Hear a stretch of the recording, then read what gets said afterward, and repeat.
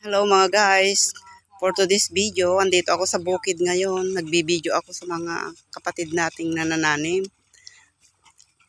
Nagsisimula na ang pagsasaka dito sa amin. Ayan, may kaunti naman. Ito pa lang yung unang nataniman dito sa banda rito. Ayan mga guys, kahit tigang ang lupa, kahit El Nino, sinasakripisyo din ng mga magsasaka na makapagsaka na. Ayan, may nauuna na. Sa hirap ng buhay, kailangan nating dumiskarte. Kasi kapag hintayin natin yung talagang tag-ulan, naku, mahuhuli na tayo sa pagtatanim.